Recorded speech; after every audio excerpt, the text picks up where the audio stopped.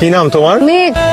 আকাশে তো কোনো মেঘ নেই। আচ্ছা, আমি বোধহয় তোমাকে চিনি। তোমার নাম জানো কি? মেহের। মেহের। আমি যদি ভুল না হয়ে থাকি আপনি মিস্টার শায়ান। তুমি মির্জা আঙ্কেলের মেয়ে। ছোটবেলায় যখন দাদু বাড়িতে অনেক আসতাম তখন তোমাদের বাড়িতে যেতাম। তুমি অনেক বড় হয়ে গেছো। আপনিও যেহেতু ছোট নেই, আপনার সাথে সাথে সমসাময়িক প্রকৃতি, প্রাণ সবকিছুই বেড়ে উঠবে। এটাই তো স্বাভাবিক, তাই না? উত্তরটা সুন্দর, সাথে ফিলোসফিক্যাল। আমাদের চারপাশে সবকিছুরই একটা দার্শনিক ব্যাখ্যা রয়েছে। কিন্তু আমার মতো এমবিএ করা কাঠখোট্টা কমার্সের একজন স্টুডেন্টের কাছে ফিলোসফি খুব টাফ। নিজেকে ছোট করছেন কেন? প্রত্যেকেই নিজের জায়গায় সেরা। এখন আপনি যদি একটা মাছকে তালগাছ বেয়ে ওঠার ক্ষমতা দিয়ে বিচার করেন, তাহলে তো সে সারা জীবন নিজেকে অপদার্থই ভাববে। বাহ, কথাটা বেশ সুন্দর বলেছো। কথাটা আমার মাইন্ডসেট। কথাটা জারি হোক, শুনতে ভালো লেগেছে। আসে, কষ্ট করে উপরে আসলেন কেন? বাসায় গিয়ে বসতেন। যার জন্য আসলাম সেই যদি বাসায় না থাকে তাহলে বাসায় গিয়ে খিলাম, তাই সোজা ছাদে চলে আসলাম।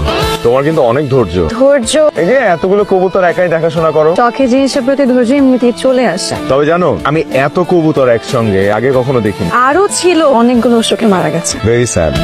আমার দাদার অনেক শখ ছিল কবুতর পালা। ছোটবেলা দাদার কোলে চড়ে কত কবুতরকে খাবার দিয়েছি, সেখান থেকেই আমার শখের শুরু। শখের জিনিস তো সবারই থাকে, কিন্তু কয়জন পারে এটা আগলে রাখতে? জানি না কতটুকু পারি, কিন্তু চেষ্টা করি। এখানে বিভিন্ন জাতের কবুতর আছে।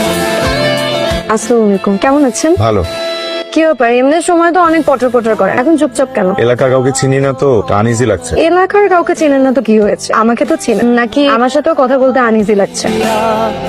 আমাকে দে। কি? আমাকে দে, আমি দিয়ে দিচ্ছি। বুঝলাম না, এতক্ষণ তোমার ঠেলেও পাঠানো যাইতেছে না, আর এখন কত চাওয়া মারে দে। ঘটনা কি? আরে এতক্ষণ মুড ছিল না, এখন মুড আসছে। দে। এতক্ষণ মেহের ছিল না, এখন মেহের আসছে। বেশি কথা বলিস না। পড়ে যাবো কিন্তু। একটা মাংস দিব, একটু ঝোল দিব, আর একটু ঝোল দেই।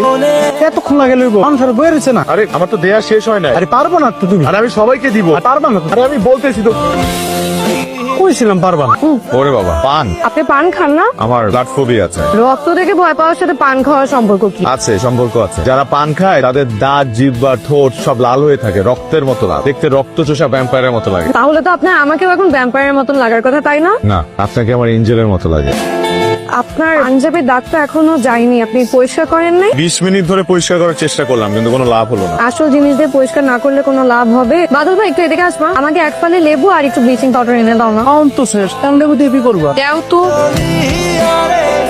এরা আমার সেরা জুটি, আমার খুব প্রিয়। এত কবুতরের মাঝে তোমার প্রিয় জুটিকে দিয়ে দিচ্ছ কেন? কাউকে কিছু উপহার দিলে সেরাটাই দিত, আর উপহার হিসেবে সেরা হচ্ছে প্রিয় কোনো বস্তু। তো এই জুটিকে আমার জন্য গিফট নাকি আমার পে করতে হবে?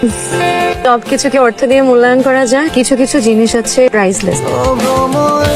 যেমন? যেমন ভালোবাসা বা প্রিয় কোনো বস্তু, তার সাথে আপনার আবেগ, অনুভূতি নিবিড়ভাবে জড়িয়ে থাকে। তো তোমার কেন মনে হলো যে আমি এই উপহারের যোগ্য? আমি তো তোমার কেউ না। জানি না, এত কথার তো উত্তর দিতে পারবো না।